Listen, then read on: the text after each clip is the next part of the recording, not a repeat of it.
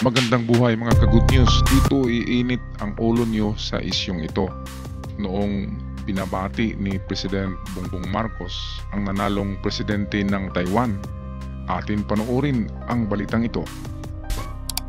A Chinese Foreign Affairs spokeswoman who, quote, insulted President Bongbong Marcos doubled down, saying that China will never accept provocations about the Taiwan question. This was Chinese Foreign Affairs spokesperson Mao Ning's response to Defense Secretary Guibo Teodoro, who called her remarks against Marcos insulting and gutter-level talk on Wednesday.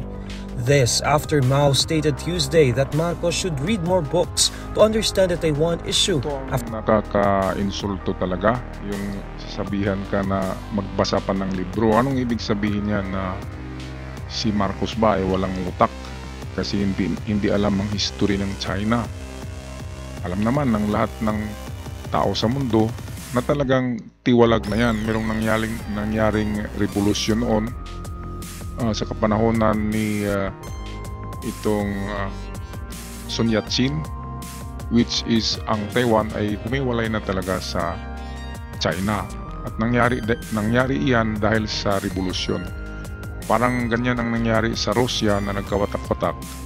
Ang Ukraine ay humiwalay, ang Poland humiwalay, Sweden, Finland, Norway, lahat humiwalay sa USSR at ang nanatili doon ay ang Russia.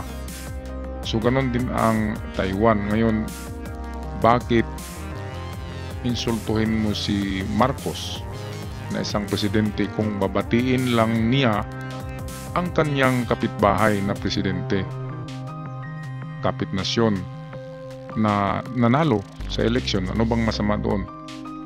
Mamaya atin pag-usapan yung One China policy na yan. After the Philippines chief executive congratulated Taiwan's president-elect Lai Ching-te.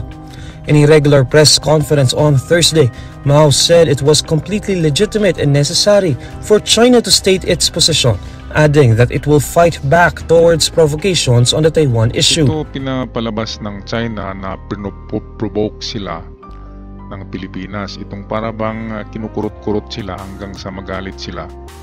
Provocation na binati ni Bongbong Marcos ang nanalong presidente sa Taiwan election. Masama ba ang ganyan? Ngayon, itong si Mao Ning, kamukha to ni Mao Zedong, ay matapang din ito na spokeswoman ng China kasi tinitira niya talaga sa gutter level or below the belt si Bongbong Marcos dahil sa ganun lang na statement. Ngayon, ano ba itong One China policy? Polisiya yan ng China, wala tayong pakialam dyan. Ang ibig sabihin yan, isang China. So ang Taiwan hindi nila recognize na isang republika ng China, kaya kukunin nila yan. Sinasabing renegade or rebuilding probinsya ang Taiwan, which is yun ay sa history pa ni Kupong-Kupong. Kaya bakit basahin pa yung history books nila na mali naman?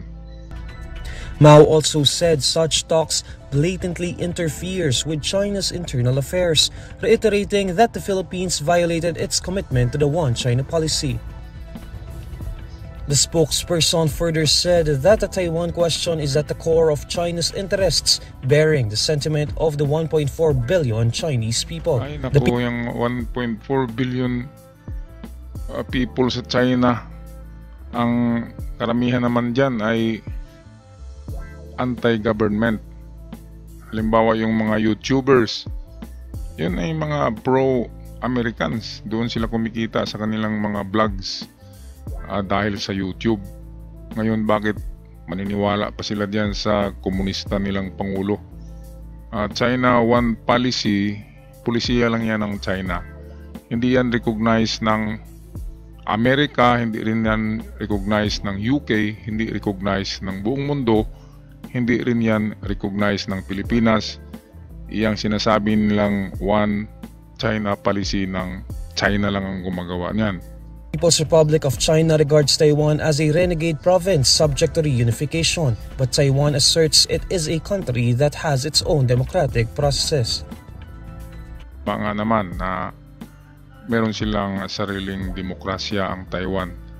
At mantakin nyo naman na pagbawalan sila na bibili ng armas sa Amerika or kung saan man ang Taiwan. Anong gustong mangyari ng China na walang armas ang Taiwan para hindi makapaglaban sa kanila?